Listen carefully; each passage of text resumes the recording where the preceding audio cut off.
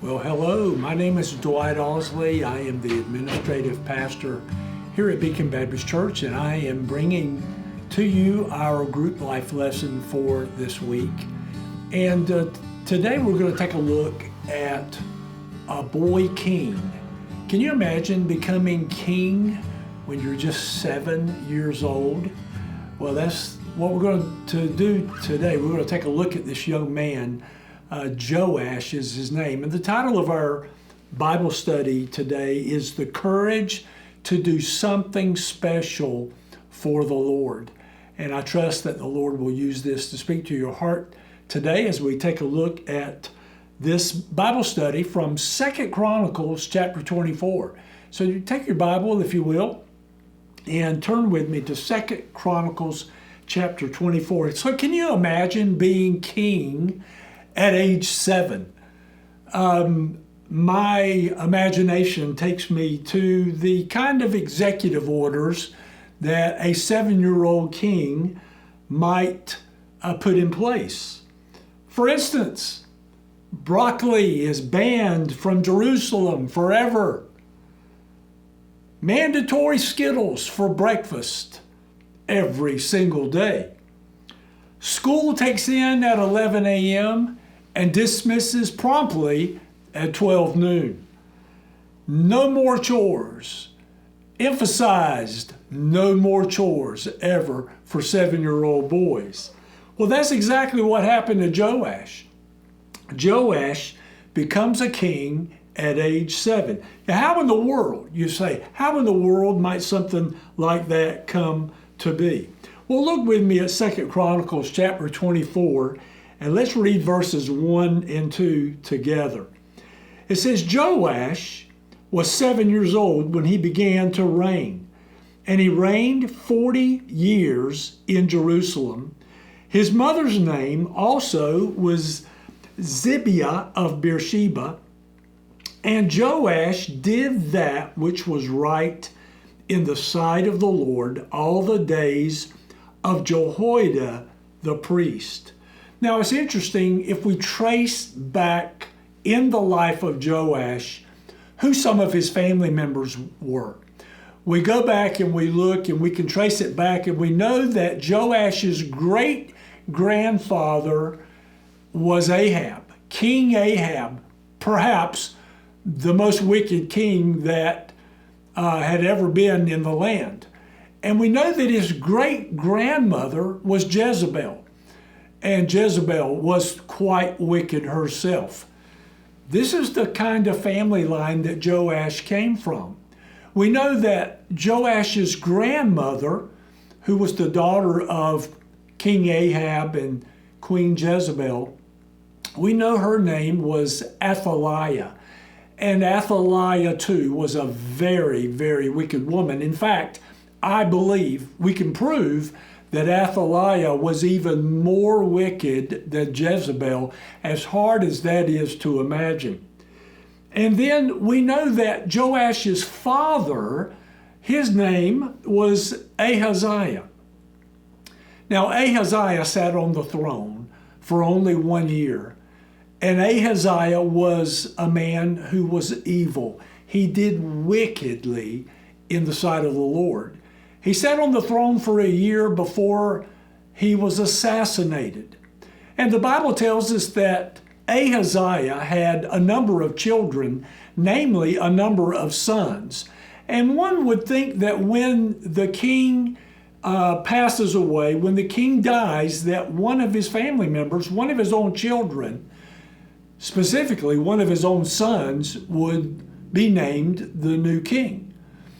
Well, just to show you how wicked Joash's grandmother Athaliah was, she murdered all of her grandsons because of her thirst to sit on the throne.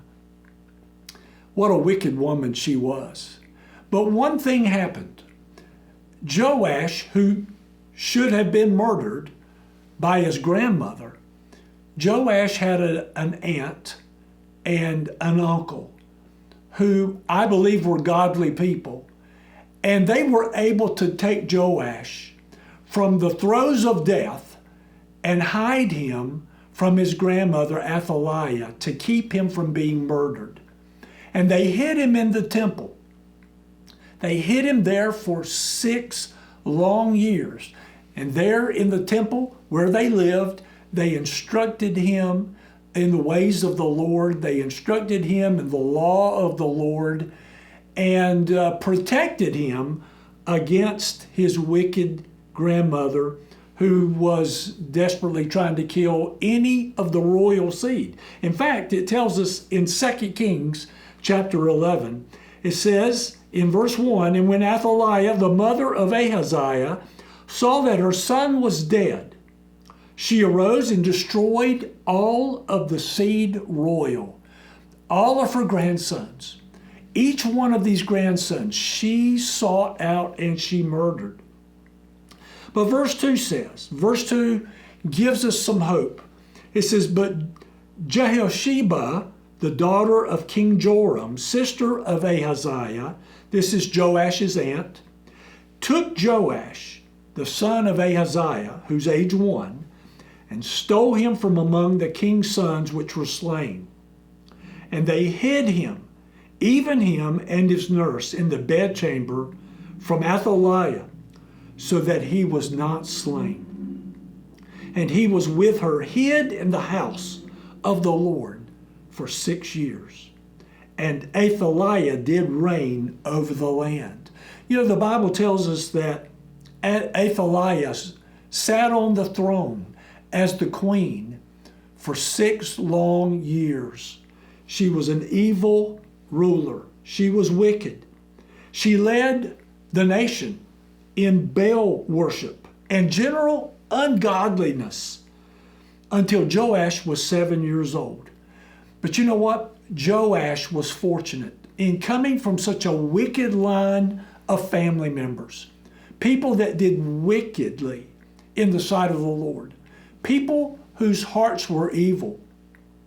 The Bible tells us that he had an aunt and an uncle who cared deeply for him and cared for him and taught him about the Lord. When the time was right, Jehoiada, his uncle, the priest, Jehoiada knew that they could take the rule of Athaliah no longer. And so when Joash is just 7 years old, Jehoiada calls the other priests together and they anoint Joash the true king of Judah. Knowing this, Athaliah put up such a protest, but they put her out of the city, and next to the gates of the city, they slew this wicked woman. You know, it's amazing to me the investment that we can make in the lives of people and how God will use the investment of our time, our talents, and energy.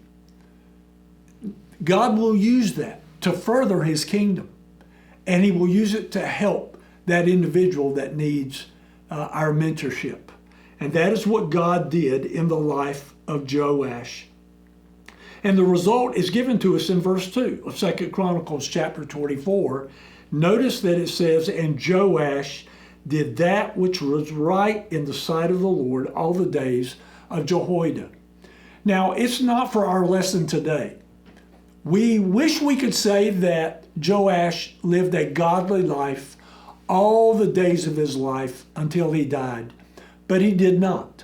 But at least for this time period, he is a young man, a boy, who has a desire to please the Lord. And I want to tell you this.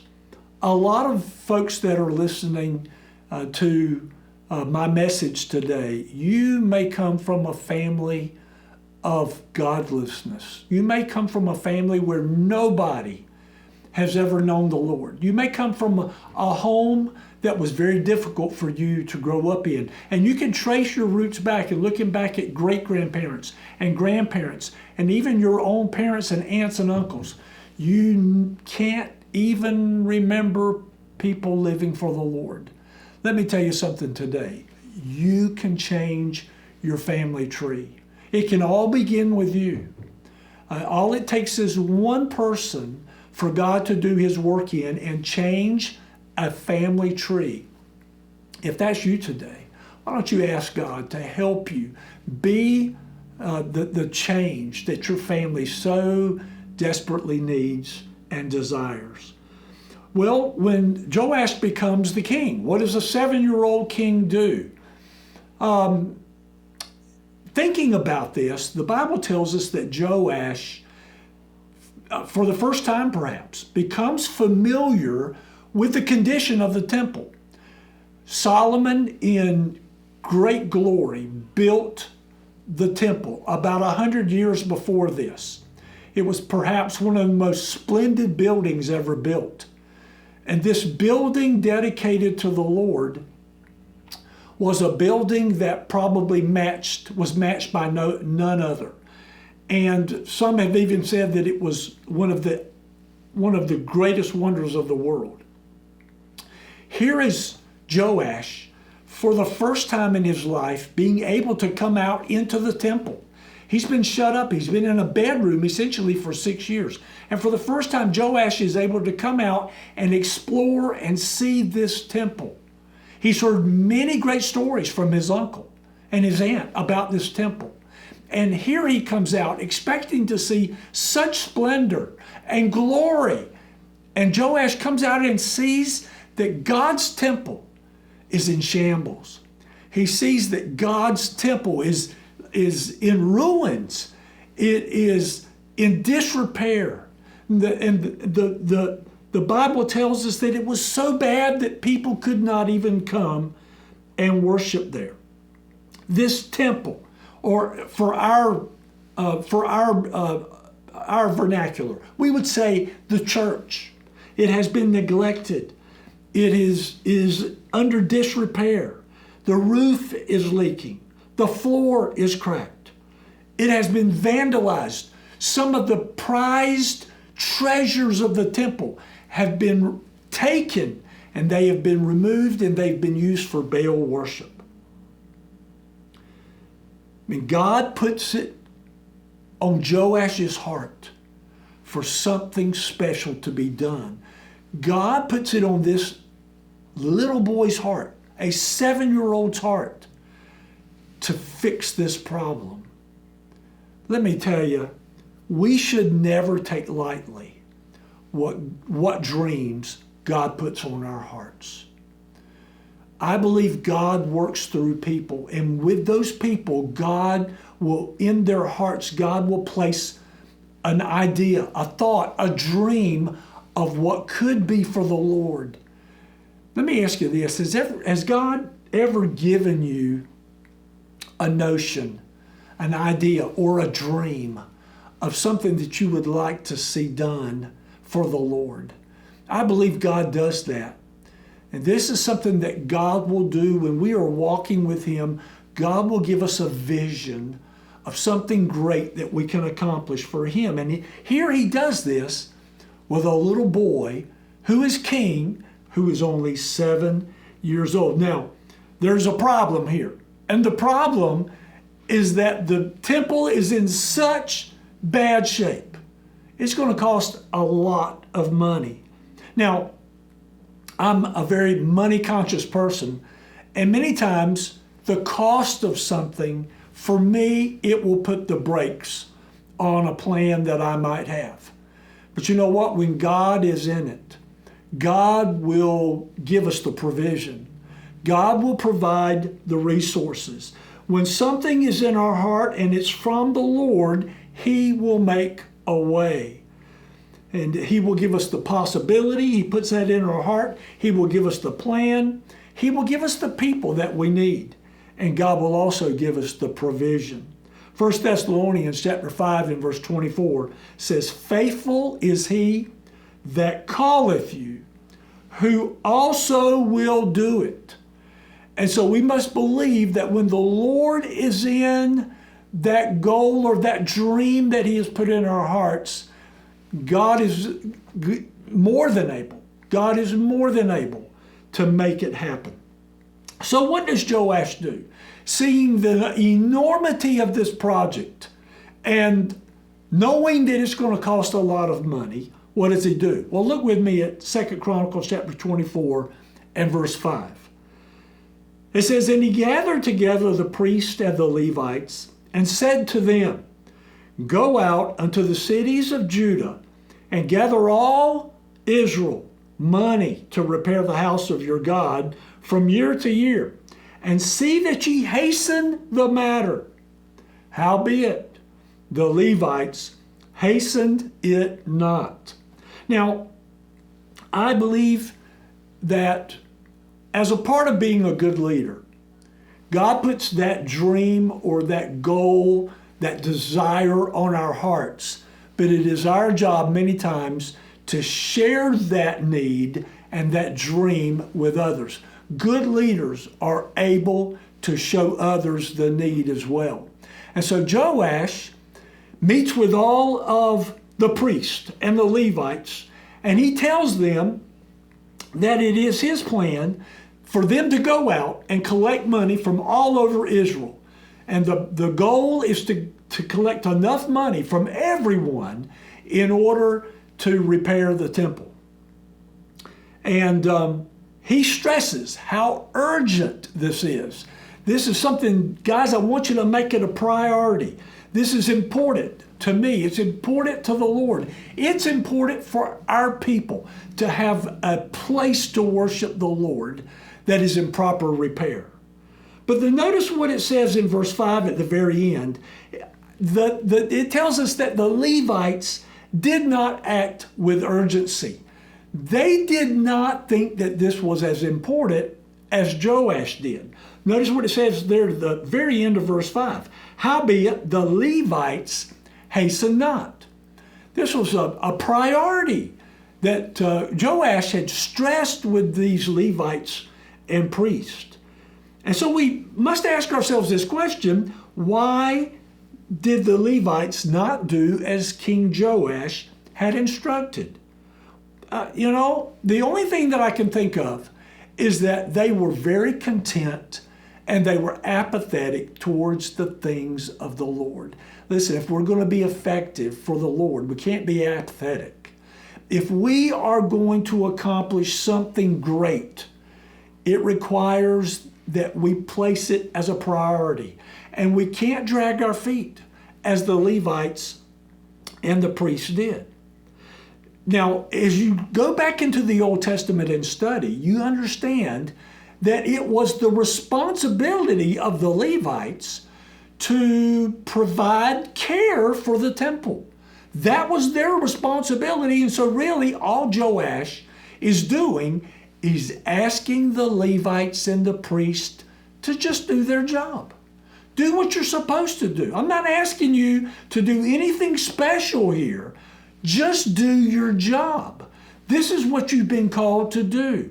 We haven't been doing this. We're guilty of maybe being a little lazy and apathetic. So Levites and priests, go out and do your job. And so they were to care for the temple. But the Bible tells us that they didn't think that it was as important as Joash had stressed. And so they procrastinated. Many of us know what to do. We just put it off. There's no time like the present. There's no time like the present. It's easy to always say, I'll do that tomorrow, especially things that we know are right to do. I'll do that tomorrow. We can even put these things on our calendars, but find an easy excuse not to fulfill it. And so we procrastinate. So what does Joash do? Seeing that the Levites and the priests and what he had told them to do, Joash felt like he needed to do something else. Sometimes leaders have to back up and they have to rethink their plan. And that's what 7-year-old Joash does. I want you to notice what he does in 2 Chronicles 24 and verse 6. It says, "And the king called for Jehoiada the chief, and said unto him, Why hast thou not required of the Levites to bring in out of Judah and out of Jerusalem the collection, according to the commandment of Moses, the servant of the Lord, and of the congregation of Israel for the tabernacle of witness?" He calls his uncle Jehoiada and says, "Hey, what's going on? Why are the Levites not making this a priority?" Why aren't they going out and collecting the money like I instructed? Now, I will say this. Good leaders hold people accountable. And that can sometimes be difficult when it's family members that answer to you. But a good leader is going to talk to folks. He's going to confront them when he needs to. And you can confront people kindly and yet be straightforward. And that's what Joash does. Joash calls for a meeting with his uncle, Jehoiada, to find out why the Levites and priests have not been doing what they ought to do.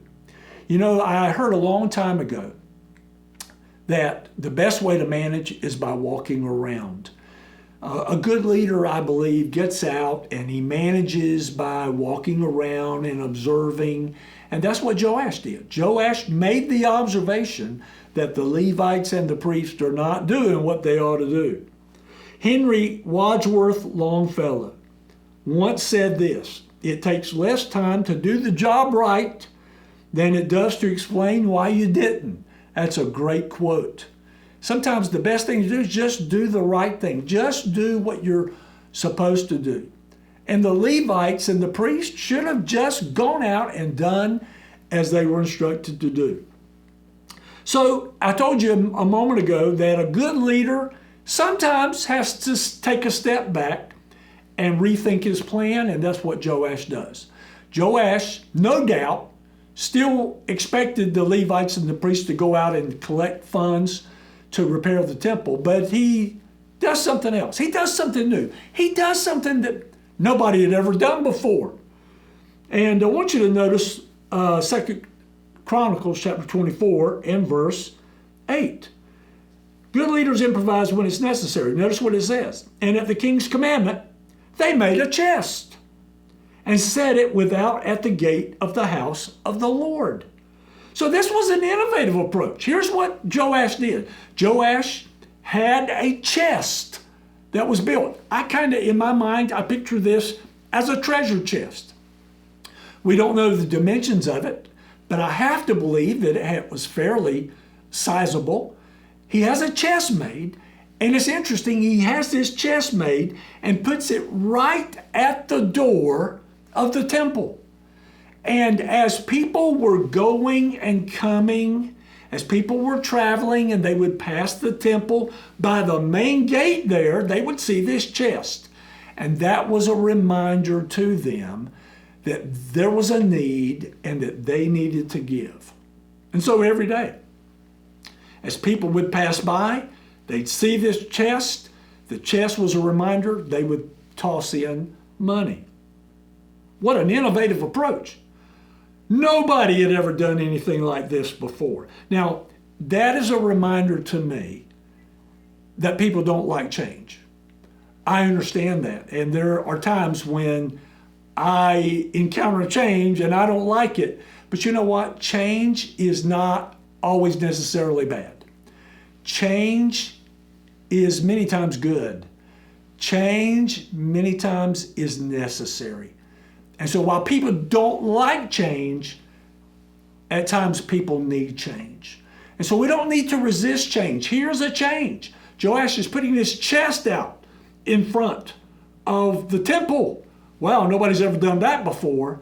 But you know what? God gave Joash a good mind. And in order to accomplish this goal of raising the money to repair the temple, God gave him this plan. And so Joash is able to construct a chest that goes out in front of the temple. Now, a leader is always willing to adjust his plan, as I said, when he senses that there's a need. It's easy to give up. I might be talking to somebody today, and you believe that God had given you a dream and a plan to accomplish something special for him. But at first, there were some obstacles, and perhaps you do like other people do, you give up. And we cannot give up because of obstacles. If God is the one that placed that dream and that vision of what you can do special for him, then God is going to do it. God is going to see it through. Do not let obstacles stand in your way.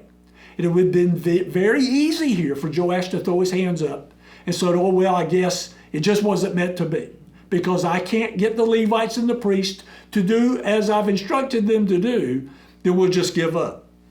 I read a quote, and I believe it's true. If you really want to do something, you will find a way. If you don't, you will find an excuse. And I'm thankful. Joash did not find an excuse. He found a way. Now, we've got this chest out here. We're just going to put it out here and people will notice it. No, Joash makes sure that he communicates the purpose of this chest. I want you to notice with me 2 Chronicles 24 and verse 9. Notice what it says. And they made a proclamation through Judah and Jerusalem to bring into the Lord the collection that Moses, the servant of God, laid upon Israel in the wilderness. So there was an emphasis on people giving, and there was an emphasis on people putting money in this chest. But Joash made it clear, you are not giving to the king. You're not giving to the church. You're giving this to the Lord. Did you catch that in verse 9? He commanded the people to bring into the Lord the collection. It's important for us to understand that when we give here at church, we don't give to Pastor Rabin. We don't give to Beacon Baptist Church.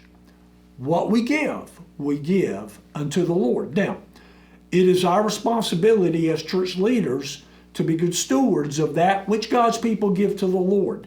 Joash knew that. Joash understood the importance of being blameless when it came to this money and being above board and being trustworthy with the money that people had given to the Lord. And so good stewardship and accountability was absolutely required here. And we see what Joash does in order to accomplish this.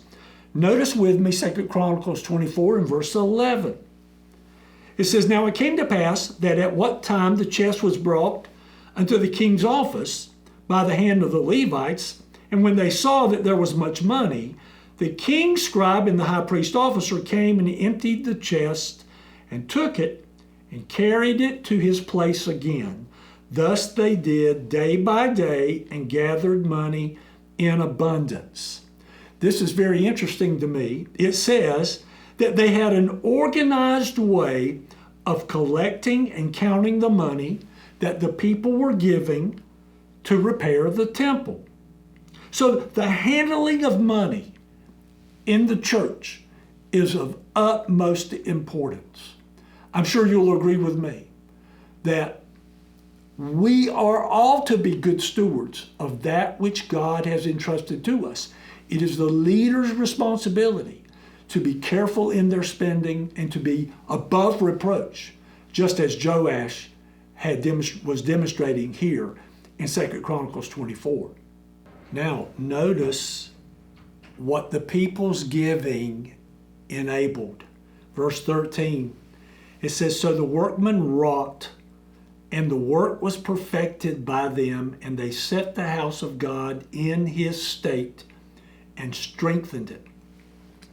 Because the people gave, they were able to hire the workers who were skilled to be able to come in and bring the temple back to the condition that it needed to be.